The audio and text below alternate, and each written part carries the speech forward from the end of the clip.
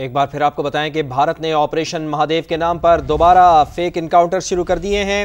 بھارت کی آپریشن سندور کی ناکامی پر پردہ ڈالنے کی بھونڈی کوششیں۔ بھارت نے نیا مذموم فوجی منصوبہ آپریشن مہادیو شروع کر دیا ہے۔ غیر قانونی زیر حراست پاکستانیوں کو فیک انکاؤنٹرز میں استعمال کرنے کا مذموم منصوبہ بے نقاب ہو گیا ہے۔ آپریشن مہادیو کا مقصد مقبوضہ کشمیر میں بڑھتی ہوئی تحریک آزادی کو کچلنا ہے۔ آپریشن مہادیو کا مقصد بھارت کے اندر سیاسی ساکھ بحال کرنا بھی ہے۔ بھارت کی آپریشن سندور کی خفت مٹانے کی کوششیں سیکیورٹی ذرائع کا ایسا بتانا ہے جیلوں میں قید افراد کو سرحد پار دہشت گرد قرار دے کر مارنے کا منصوبہ ہے جو بے نقاب ہوا ہے۔ آپریشن مہادیو بھارتی فوج کی جانب سے فیک انکاؤنٹرز کا تسلسل ہے۔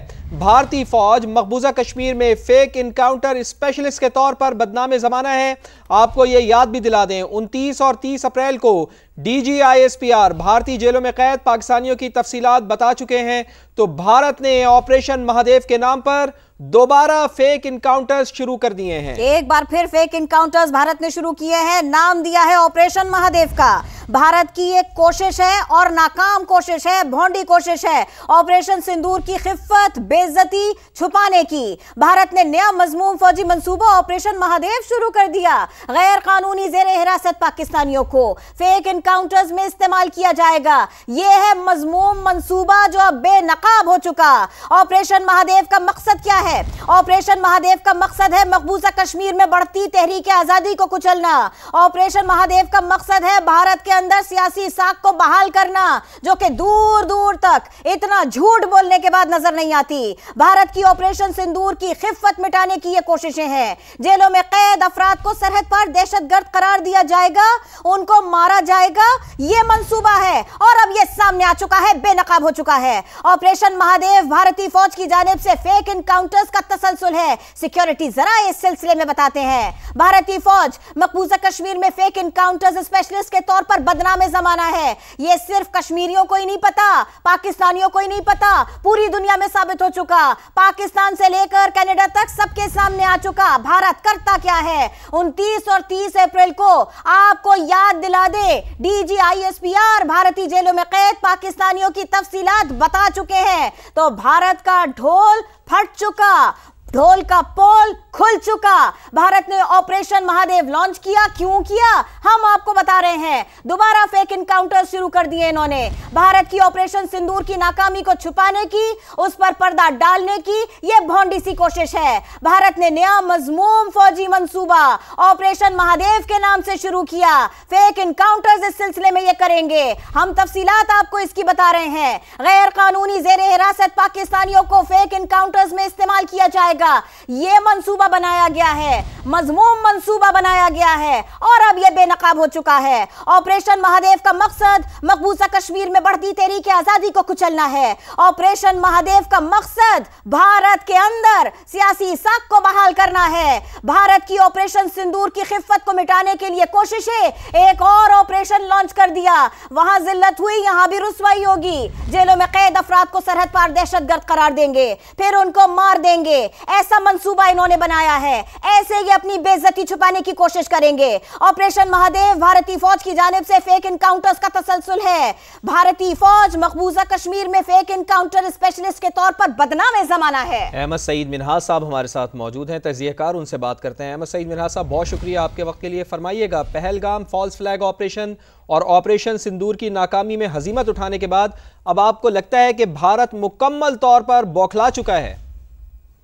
دیکھیں اس میں کوئی دو رائے نہیں ہے۔ جو آپریشن مہادیو کے نام سے جو ایک نیا آپریشن فالس فلیگ آپریشن اس وقت انڈیا کی مختلف چینلز کے اوپر نظر آ رہا ہے، آپ نے بالکل ٹھیک کہا کہ یہ بیسیکلی اپنی عظیمت مٹانے کے لیے اور پولیٹیکل جو ان کو ایک قسم کے سروائیول کے لیے ڈومیسٹک لیول کے اوپر اور انٹرنیشنل لیول کی جو آئسولیشن ہے اس کو توجہ ہٹانے کے لیے ملٹری آپشن کی طرف دوبارہ سے ایک انڈیکیٹر جو ہے وہ سامنے نظر آ رہا ہے۔ اس میں کوئی دو رائے نہیں۔ آج ان کے لوک سبھا کے اندر آپریشن پہلگام کے اوپر ڈسکشن ہونی تھی اور اس ڈسکشن کو اوائڈ کرنے کے لیے، اس عظیمت سے یا اپنے ہی میڈیا میں دوبارہ سے بدنام ہونے کے لیے، میمز سے اوائڈ کرنے کے لیے انہوں نے یہ اس طرح کی حرکت دوبارہ سے کی ہے اور بغیر کسی ثبوت کے، بغیر کسی جو ہے وہ ایک جو بنائے ہوئے اپنے को ग्राउंड्स बनाए हुए पाकिस्तान के ऊपर इल्जाम दोबारा रख दिया गया है। अभी चिदम्बरम साहब जो कि उसके डिफेंस मिनिस्टर भी रहे हुए हैं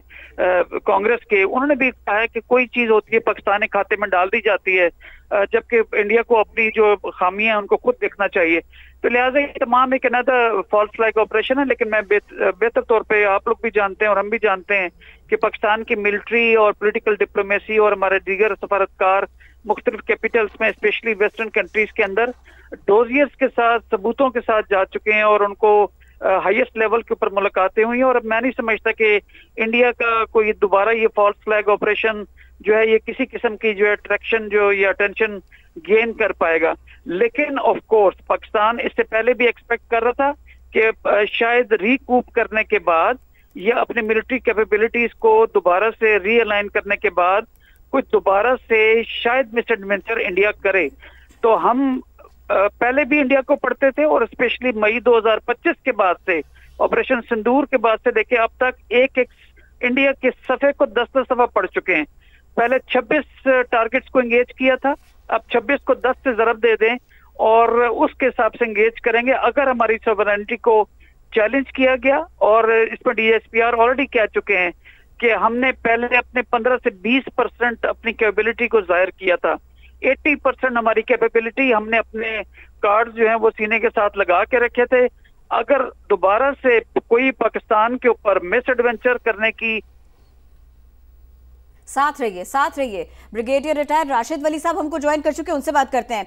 राशिद वली साहब, दुनिया भर में अब सबको पता चल चुका, ये झूठ बोलते हैं, ये धोखा देते हैं। जब ये पाकिस्तान के ऊपर इल्जाम लगाने की कोशिश करते हैं, जंग की जसारत करते हैं, तो ये हार जाते हैं, सारी दुनिया में रुस्वा हो जाते हैं। एक और कोशिश की और इस तनाजुर में की है कि जब डीजी साहब पहले ही बता चुके हैं 29 और 30 अप्रैल को बहुत सारी डिटेल्स ऑलरेडी, तो आप इस सारे के सारे मामले को कैसे देख रहे हैं? इस बार तो वाकई इनका मुंह नहीं धुल सकता।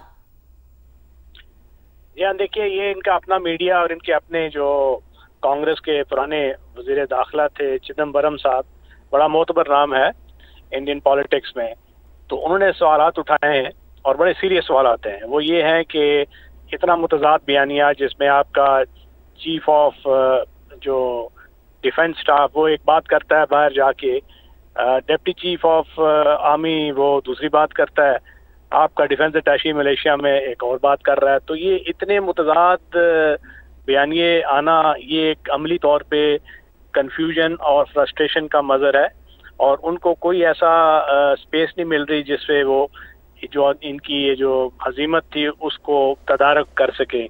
तो अब इसलिए इनके लिए अपना ऑपोजिशन को फेस करना भी बड़ा मुश्किल हो गया है, क्योंकि मीडिया उनको सही चेहरा दिखा नहीं रहा। तमाम मीडिया भारत में आपको मालूम है वो गवर्नमेंट के कंट्रोल में है, और कोई इंडिपेंडेंट क्रिटिकल जो इनसाइट है वो वहाँ से नहीं आ रही, एक्सेप्ट कुछ सोशल मीडिया चैनल्स हैं बड़ी म्यूटेड सी करते हैं।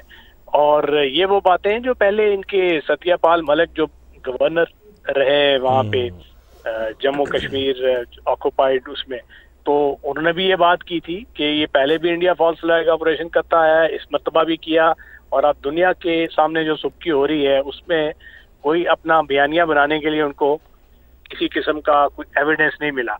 और उसकी वजह से यार दूसरे तीसरे दिन जो पॉलिटिकल प्रेशर उन पे आता है तो मोदी गवर्नमेंट इसका अनाउंस कर देती है कि तक जारी है।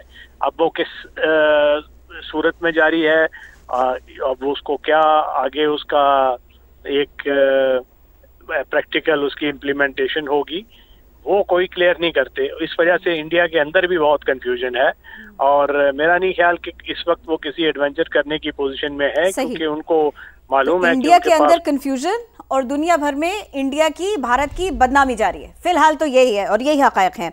राशिद वली साहब, अहमद सईद मिन्हाज साहब, बहुत शुक्रिया, इस अहम मौजू पर आप हमारे साथ बात कर रहे थे।